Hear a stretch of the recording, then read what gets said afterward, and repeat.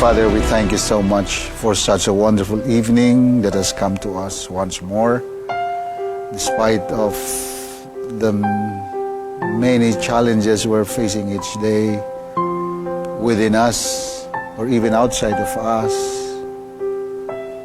we thank you that despite of this, and yet you have brought us to this kind of journey wherein we could reflect once more your goodness and your character, which is totally different from ours.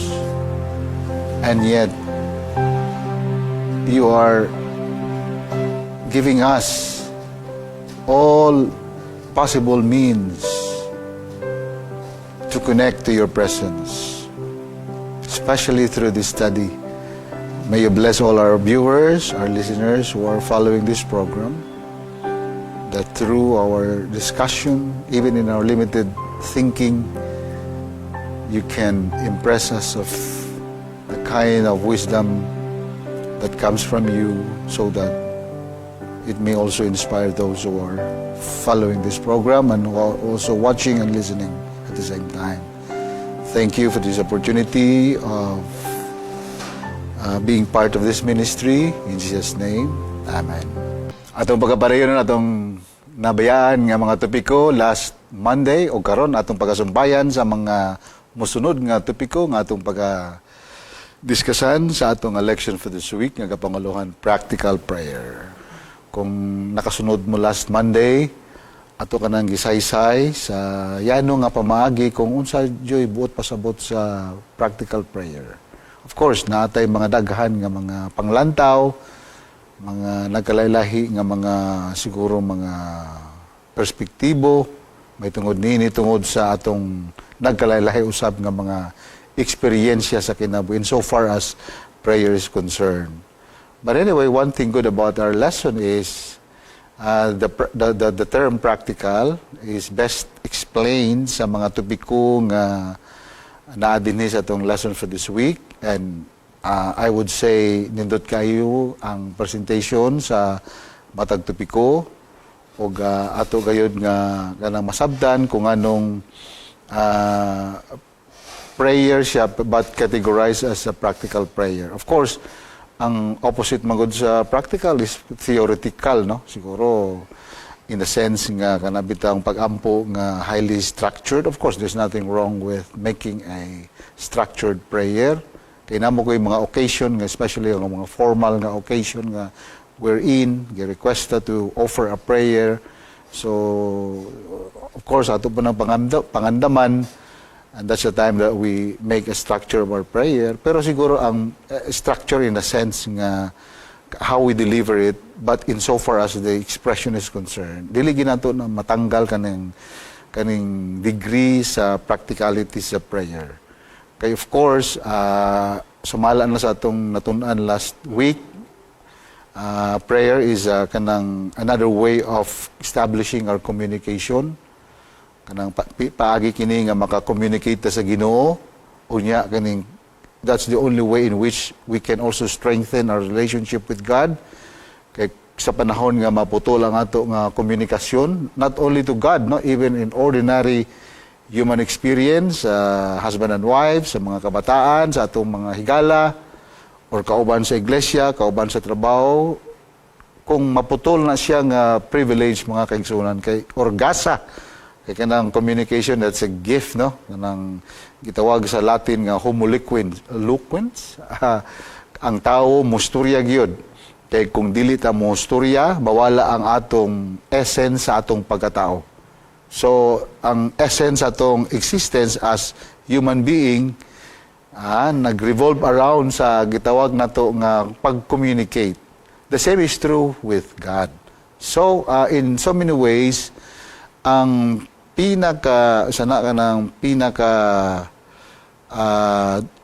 duol sa pagsabot sa atong pamaagi sa pag-communicate sa Ginoo is through actually prayer. So, it's not only term as communication, because communication is a generic term, although it's part of it, but when we we bring that to another level, which is towards our spiritual kanang communion with God, we call that one as prayer. That kanang pamaagi nga gitawag nato nga communication, it will be changed into what we so called kanang prayer. Okay? So, dili ma-define kaayo ang atong existence kung dili kita mo communicate kay, again, by way of communicating, diha ma-establish ang ato nga relationship. Mabitaw na nga sa kinabuhi sa ng couple, di ba?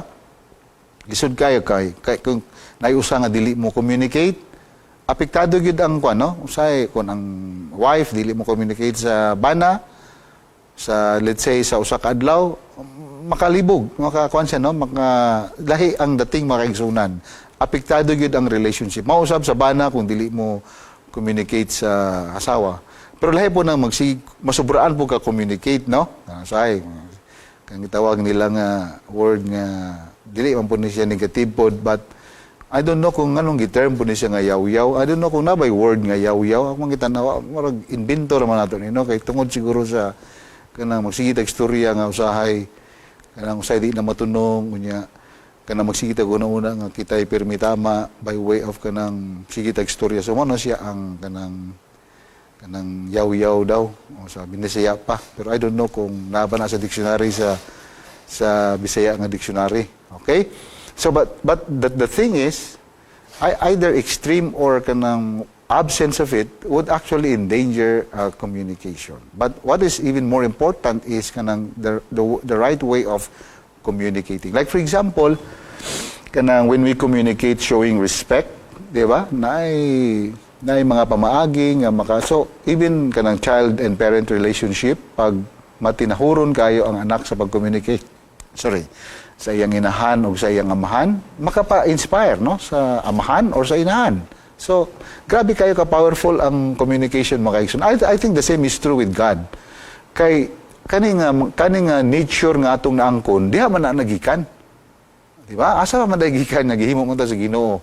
So, kana siya mga aspect sa atong pagkinabuhi by way of using communication as our mode of kanang defining our existence. Diha nagikan sa Ginoo makaigsunan. Mabitaw na nga importante kayo nga naay Trinity. Kay kung wala lang Trinity, usarang Ginoo, dili kini masabtan ang mode sa relationship o kanang communion, mao nang tulugi na sila kabuok. You see? So karon kaning aspect sa prayer gi-specify into a practical one. So ang pangutana is, how do we know nga a prayer is a practical prayer? Alright? So let's take a look at the memory verse. I think this was already explained by ako manggipungutana si Pastor Salarda about this, and he did a very good explanation as to what makes a prayer practical. Okay? So kanayon din nga trust in Him at all times. So there is no exception. I mean, there is no like exception kana sa tibuok jud nato nga panahon at all times.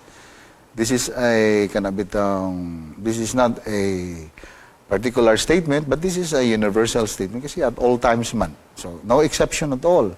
Ingon siya nga, you people talking to his people. Who is saying this? Of course, David, because it comes from the book of the Psalms. Of course, napoy uban nga mga authors sa book of Psalms, but generally, this is actually written by David himself. So, trust in him at all times. Then, you people, parang gitagaan talaga ng pamaagi kung how we should express kanang ato bitong gibati sa Ginoo. So then it goes, ang next nga statement, it goes this way nga, pour out your heart before Him. Grabe gid no kanang bitong kanang pour out mangog para sa kuang panglantaw, kung ako ni siyang hubaron kanang imong ibuhos. Kung unsa diha sa kanang unsa ang gibati sa imong kasing-kasing, ibuhos. So, before psychology was properly kanang invented, kanang recognized, di ba, kanang catharsis, kanang bitong may tao nga problemado, na siya kabugaton nga gibit-bit siya ko galingon, ang kanunay gyud nga isulti sa ginahimo sa counselor, ang iyang pag-process sa tao is, first of all, is kanang i-process ka by way of allowing you to kanang express yourself para bitaw nga without knowing it, you know, nga maminaw ra pod ang pikas nga side, ang counselor, wala nakakabalong imo din halos nagawas ang tanan. O, di ba? Lahi po itong imong isuka. Lahi po ito siya, di ba? Akan siya ipagawas lang yun. So, tanan nga pagawas nindot, magina siya. Kay, kung naabitaw nga, kanang nagpasikip, nagpahuot sa imong dughan, nga dili nimo pagawas, uy, usahay, unsaman, usahay makahatag na og sakit nato. No? Not only emotionally, but also physically. Kasi stress manggod na, di ba? So this statement kanang pag-establish sa atong way of communicating to God by way of kanang praying, this is actually scientific. Kay ipa-express man ta. Di ba? Pour out your heart before Him. Okay. And because God, kasi David manggod has kanang lahi po na yung mindset ba, yung mentality, dili mental health, no? Probably sa mental, lahi po ang mga structure siya, mga panghuna-una ba kay maingon magud siya nga pour out your heart before Him. This is separated by a semicolon, so that means it makes another statement right there nga still related to the first one nga ang kahulugan is of course because God is a refuge for us. Hindot siya, no? So kanang maingon ka nga God is a refuge for us, that makes God as kanabitong assurance ba nga anong mosalig may kuniya sa tanahan nga panahon, di ba? So ang explanation ana dito ras tumoy kay tungod kay siya ra gyud ang atong kanang refuge, kanang taguan sa dili man siguro sa Senado, no? Kana ba ang taguan nga kanang refuge, no? Kana natay problema o dito sa marabitaw mo na maprotekta nato. Oh, ha? Ano na siya makaigsuunan? Ano na siya? Muna, sana ka ng term ni Senator Alan Cayetano, di ba? Murag sulusam, pero kani siya is a refuge because ang atong kaaway mas kwan ka na bitong dili mong nato kaya. Wala may legal remedy nga pwede nato nga madangpan. Bisa kung saan nato ka pangitag legal remedy, wag yung legal remedy available makaigsuunan except ang legal remedy ra gyud diya na ra gyud diya sa kamot sa Ginoo, di ba? So mao nang ang kagwapo aning refuge although tagaan kag refuge sa Ginoo nali kay tungod kanang matagaan refuge siya pero matagaan kag kagawasan pagkanindot, no? Kanang refuge pero matagaan kag kagawasan. Alright, so mao na siya ang the practical aspect of prayer. Kanang ipagawas na to kung unsa atong gibati mao na siya practical, no? For example, kanang naka sa kanang kalambigitan nga kanang sample kanang nakaampo lang ka bisa gamay lang nga statement lang. Oh Lord, help me, di ba? Naay mga sugilanon nga itong madunggan, kanang naay mga panghitabo, nya wala na gid panahon nga magampo pa sila usa ka oras. Imagine nagsunog na, hapit na maabot dito sa imong floor, nya maampo pa kag isa ka oras, di ba? Di na po na siya practical. Ang practical is, di ba, ang kalayo na diha, hapit na ka, maabot na maabot dito sa imong kwarto. Nya, dua pa ka oras imong ampo. So, ang imong ampo, practical means, kanag yung what really is in your heart. Di ba? So, simply, natural tendency is kanang, Lord, save me. That to me is a practical prayer. Why? Nganong practical man na siya, pastor? Because na siya'y kanang ang essence ba sa itong prayer, very relevant siya sa ato nga present nga kondisyon. Kung unsa gyud ang ato nga kanabitang ginaagian, kung unsa gyud ang atong ginabitbit nga lulan, unya ato nang ipagawas atong ipagawas atong kasing-kasing ngadto sa Ginoo. Practical. Kay ang atong giampo adunay kalambigitan sa ato nga presente nga kondisyon or presente nga sitwasyon. Okay. Karon adto ta sa Tuesday. Alright. Atong lang taon sa man yung Tuesday. Murag wala pa ko kabasaan. Karon akong basaan ni kay mga kaisunan. Pero tanaw na to. Nindot siya itong lesson kay di man po kayo siya highly theological. Actually, di man kailangan nga highly theological. Kay kung highly theological ni, ikaw ra gid usa makasabot. No, kay gusto ka ana nga mag-leksyon ka nya, ikaw ra gid usa makasabot. Nya ang tanan nagsigilag tunganga kay wa gid sila kasabot. So, kani atong leksyon, dapat mo push gini siya ngadto sa practical gyud nga aspect mo man ay gyud tumong sa tong lesson. So karon in Tuesday, in relation sa practical prayer, nagisgot may tungod sa kanang modelo, or framework. Sa pabala nga mga term nga itong gigamit, no, sa research. Okay? Jesus teaches us how to pray. Wow! Moni nindot kay mingo mong practical prayer. Dili atong explanation say ako na-observe sa Bible mga higala ko. Kana bitaw anything atong madiskusan nga particular thing sa Bible unya muhawa bitaw ta kang Jesus Christ nga as our model, o dili kay siya maklaro. Di ba? Pero kung mabutang, example, in terms of leadership, in terms of ministry, in terms of kanang reaching out to someone, praying, if we get out from that kanang model nga itong gitawag nga Jesus Christ, murag libog, dili kay siya tataw sa itong panguna-una ba? Pero have you observed this? Pag ibutang nga nila si Jesus Christ as model to that one, murag gaan ka itong paminaw, di ba?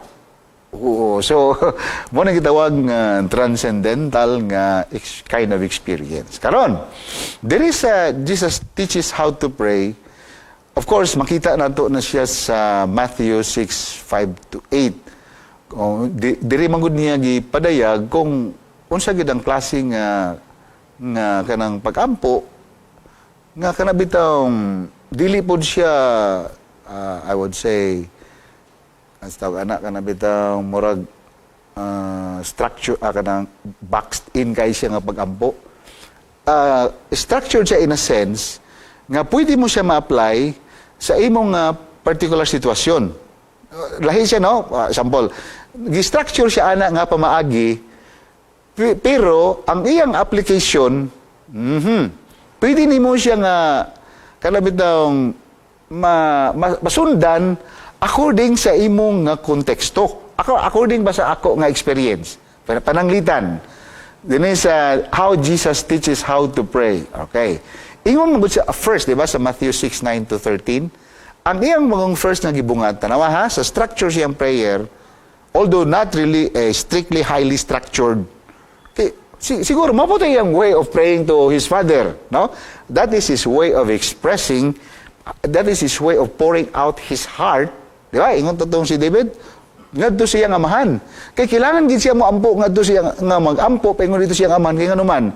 Because that's the only way to maintain relationship. Nakuha ninyo mga kaigsunan? And the only way to maintain relationship is of course to maintain communication. And of course, specifically, it is called prayer. Karon, ingon siya dinhi, our Father in heaven, hallowed be thy name. The question is, what sa may kalambigitan na sa practical prayer? What's the meaning of that? I mean, when Jesus said in his prayer in Matthew chapter 6, our Father in heaven, hallowed be thy name. Di ba? Our Father. Ang akong nakita din mga kaigsunan is, iya maguning muragi kuan iya mga disipulo ng the manner ba on how to pray. Yang kuan ba? Yang gitagaan ani nga sana kanang picture. Ang akong nakita dinhi ang mga disipulo actually nangutana mo gud ang disipulo unsaon. Ang kagwapo sa mga disipulo wala of all questions nga pwede unta nila mapangutana, wala sila nangutana nga kanang master. Pwede ba nga matudluan minimo unsaon pagwali? Di ba? Wala, di ba? Have you nakakita ba ka na nga pangutana gikan sila or nakakita ba ka o nakabasa ba ka nga nangutana sila kung tudluan sila kung unsaon paghimo sa miracle? Wala. Nindot po no? Kamao po ni mga usay tama po ng mga disipulo no? Napoy panahon nga grabe po sila ka correct po mga kaigsuunan. But ang ilagi pangutana is please teach us to pray. Of all things mga kaigsuunan, mahibulong ka kaning disipulo nga unta daghan lang pangayoon kay para maniguro po sila silang kaugalingon pero ang lagi siguro gid ang pagampo. which is actually highly commendable. Mabitaw na nga, ako, ganahan kay ko makita ko mga politicians, mga political leaders, nga despite sa kabugaton nga ilang giatubang, dapat kita sila time nga muampo, usay mo quote mo sila Bible verses. I do not kanang find them as kanang murabitaw kanang plastic, di ba? Kay who knows, mao po na ang ilang way of kanang expressing their relationship ba diha sa Ginoo. So, I admire them, no? Di lang tama mention kay basig makaingon mga namolitika na mga kaigsuunan. But I see them many times na sa ato nga political nga arena. Okay, so, therefore, kung our Father which is in heaven, this is just more than a formula to recite. Mas sa bubas manggod murag ato natanaw nga mao ni siya ang formula on how to recite a prayer. But what is being revealed here, according to our lesson, the model that actually reveals the structure of a God-centered life. Ako no? Nakarabit daw, no matter how sometimes challenging or komplikado sa kinabuhi, pero pwede gyapon nato mahimo nga ang Ginoo mao gyapon sentro sa atong kinabuhi. That's the very essence of that prayer. Kanang Our Father which art in heaven. So in fact ning pinulungan nga Father mga kaigsuunan, ang akong panglantaw ani is maingon mo nga Our Father para sa kuha it speaks of a filial relationship. Di ba kay I'm addressing to another person? You know what I mean? I'm showing something sa ako nga pagkinabuhi nga I'm very, very dependent on that person. So, when I talk to him, I first address him because that's very important because it speaks of my relationship with him. That's filial. Di ba mo nga, we begin with our prayer, Our Father, Dear Jesus, no? O anything ma-relate nato sa Ginoo makaigsunan, we use different names nga would tell us nga we are bitang establishing a filial relationship with Him, not something that is distant. So meaning, mag-ampo ganit nga, Our Father which art in heaven, our Heavenly Father, dear Jesus. The moment you utter that from your mouth, it speaks of something. Para sa kuha, you are not distant from Him. Dili kalayo sa iya. Mao na nga, di ba nakabantay ko sa una sa telepono, pamantos na makikisunan. Grabe itong telepono, wala pa yung cellphone. Kaabot pa mo ana nga panahon. Ikaw, Brindel, nakaabot pa ka na, Brindel? Nakalabas Brindel diri? Wala man si Brindel, kay bata pa man eh. Grabe ito makikisunan, kay imong i-dial, di ba? I-dial man to, kring, kring. Unya, muring din dito sa, kung imong itawagan dito sa Manila, muring din dito. Unya, pag mutubag na gani ang tao nga gusto ni mo tawagan mga kaigsunan, bisag layo na siya dito sa Manila, pero murag nara siya dito, nag-istorya na mo sa pikas nga, nalagid siya sa imong in front. Di ba? So, the moment you start connecting yourself to that person by bitang hello, or if you're talking to your wife, hello darling, di ba? Oh, hello sweetie, oh, di ba? Unsa pa ba na diya? Hello kaaway. Okay, something to that effect, no? So, our Father. So, in other words, Jesus reveals, iya yung gi-reveal nga ang Ginoo, mao ginaayang amahan. Di ba? So, marawag, there's a sense of ownership. So, pag yung, He owns me, and therefore, I belong to Him. I Father belong. So, it is personal, it is loving, and above all, it is actually relational.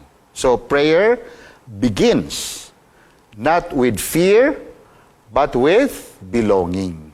Muna nga, when we address God in our prayer, dapat say manggod na tayo ginakahadlukan or whatever, so ma-replace na siya sa something we belong to Him. Because we say, Dear Jesus, our Father, our Heavenly Father. Diba?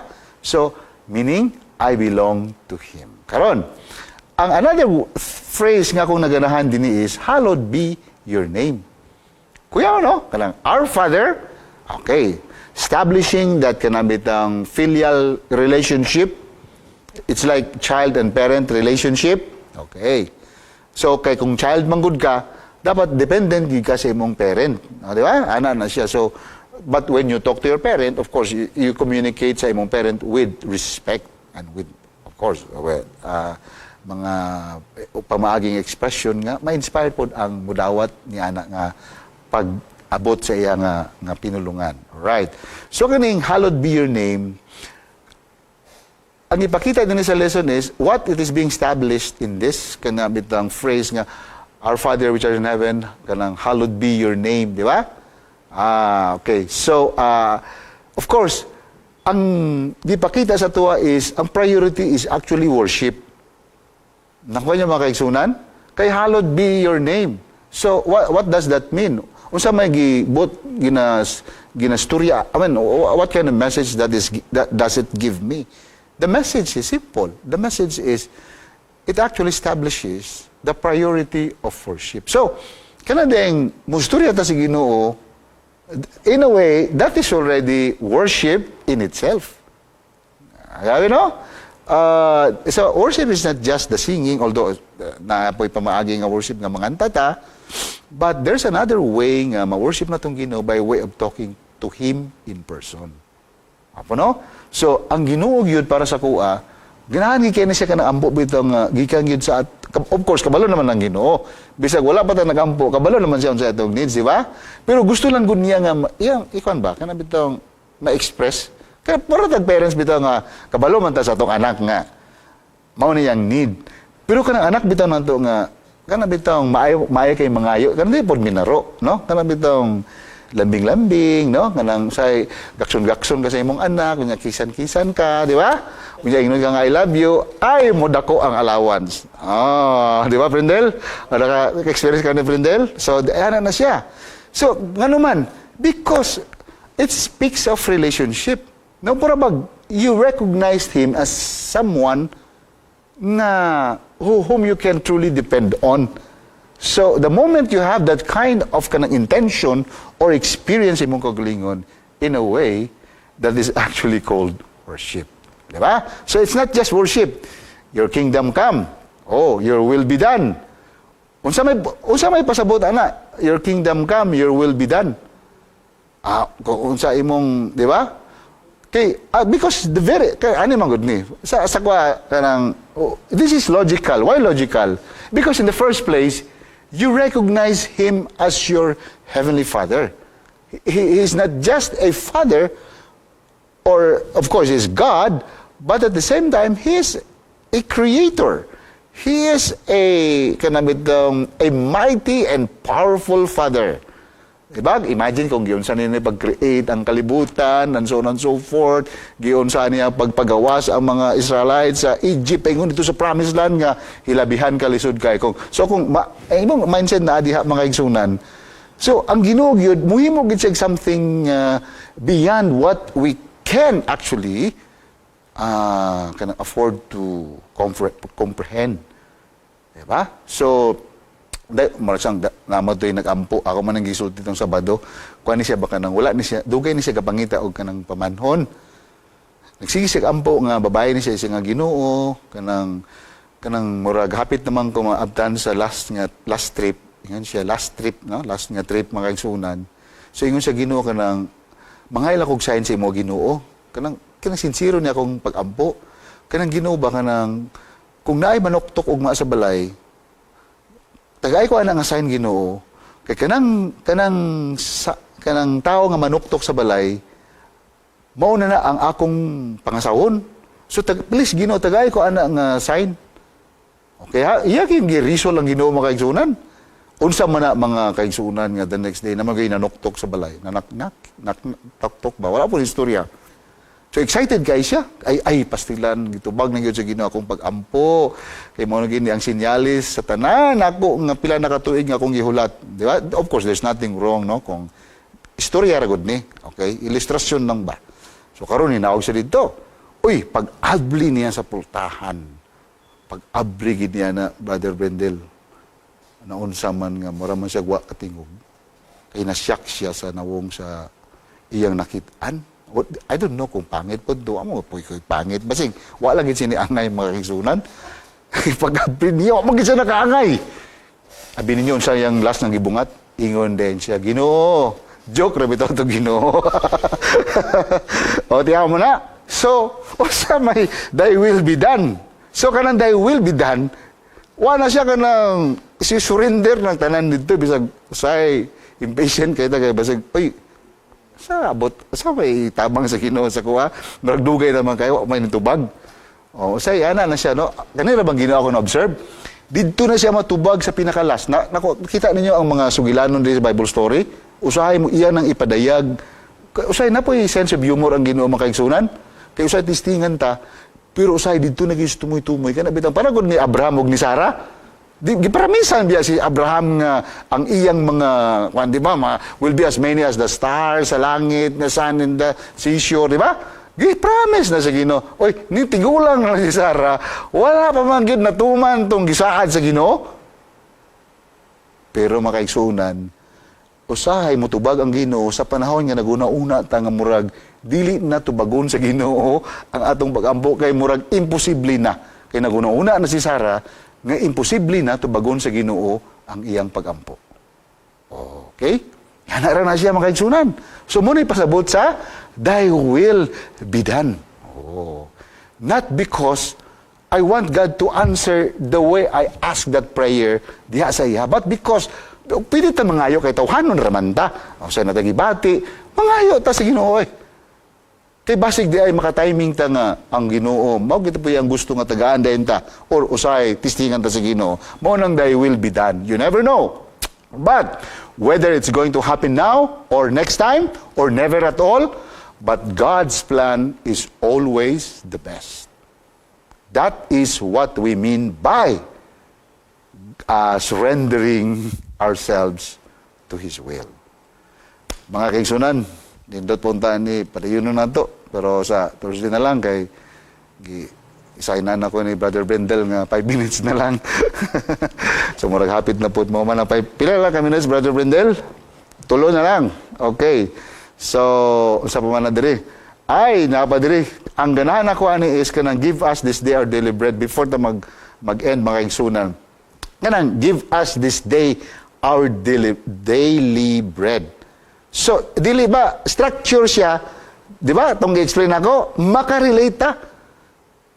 Wala pa man gigapataka Ginoo og himo og mga modelo. Kana gihimo yang gihimo niya, kana bitong mao ni siyang modelo pero i-apply nimo sa imong context, sa imong sitwasyon. Like for example, give us this day our daily bread sa apil sa pagampo sa Ginoo. What does it reveal to us? Of course, number 1, it reveals dependence. Because you ask Him to give you your daily bread. Kuya, no? Ginoo, ayaw. Please, okay na ko, Ginoo. Hatag na lang sa uban.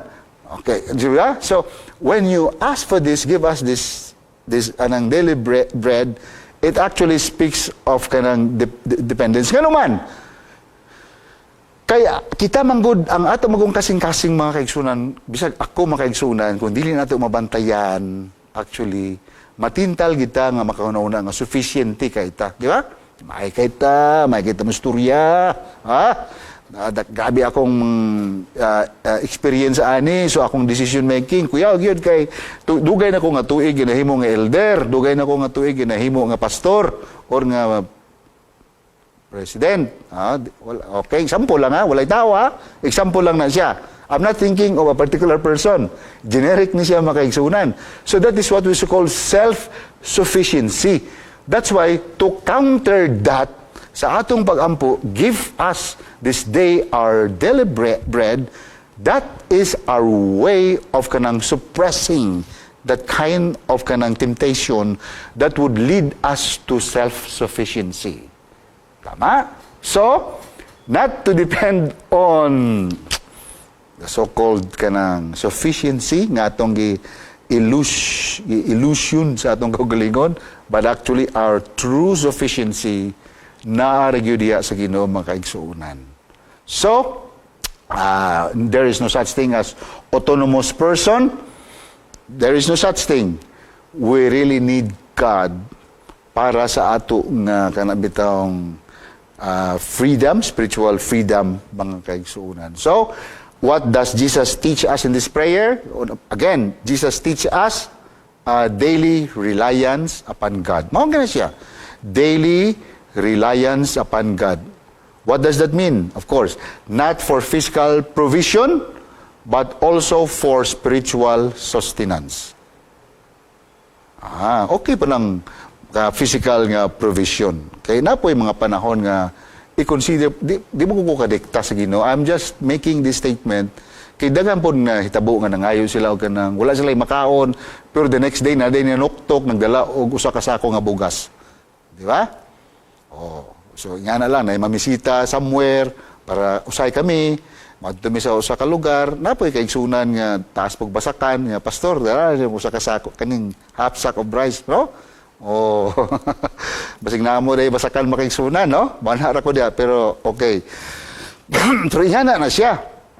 Ingana usay ang Ginoo mohatag siya. So, ang Ginoo mo panalangin po sa itong mga tao nga taas og basakan kay basig na ay usay nga mga tao nga kanang maabot siya ngono na uy nay tao day dito nga nanginanglan og pagkaon. So, mahimo to siya nga panalangin sa uban. So sometimes that is God's way of kanang sustaining you sa imo nga physical nga provision. But dapat although gitagaan ka sa Ginoo na, dapat ang imong panguna-una would go beyond that kind of experience. Kanagi yung kanang gitawag nga spiritual sustenance. So, that is what we mean by give us this day our daily bread. Pag kanindot daily bread, asa kita anak. Kanang atong yatag sa government, dili man na daily. Di ba? Pero kanang Ginoo, daily bread ni. Kanang 4-piece, dili man na daily, monthly man na. Pero ang Ginoo gyud, daily bread. Muna nga usay, pisingan gikaya na itong Ginoo, no? Ato ika na ma-experiencean ko kung sa gining daily bread sa akong kaugalingon. That's why you can contextualize this one. According sa imong pagtuo diha sa Ginoo. Okay? Wala na tayo nga panahon, makaigsunan. Alas 7 na yun, diya sa among orasan kay nagsinya si Brother Brendel. Kay mga putlan na ta din, kay alas 7 na. Atong ido ko atong mga ulo, mga kaigsunan. Aman, nga balaan, dagang salamat. Yung taon sa amo nga yano og simple nga paglantaw ani sa leksyon ug sa imong nindot kayo nga pulong. Salamat Ginoo sa imong assurance sa aruga o sa pag-atiman kanamo. Matag adlaw aduna jud kay giandam nga provision alang kanamo pagkanindot. Salamat Ginoo.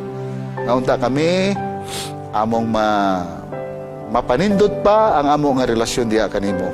Kay wala na gyud lain pa nga makasabot sa among pagbati ug sa among paghawas sa among gibati gikan sa among kasing-kasing. Ikaw lamang ang makasabot ni ana. Kabangi ang mga viewers, ang mga listeners. Tanan sila. Sila siguro adunay mga problema sa ilang panginabuhi. Unsa man nga sitwasyon nga ana sa kanila. Dala sila Ginoo sa nindot kaayo nga eksperyensya uban kanimo. Taliwala sa kalisod sa kinabuhi. I even pray for our political leaders in this country. Guide them and bring them wisdom. Allow not their Lord to divide these people, because your grace extends not only to some few people but to all of us, regardless of our experiences. I pray for our president, our leaders in the Senate, our leaders in Congress, and even in the judiciary, our local leaders in the city and in every place in the country. And above all, continue to bless this church, that it may continue to bring the light into this world of darkness, and people may glorify you as their Heavenly Father. In Jesus' name I pray.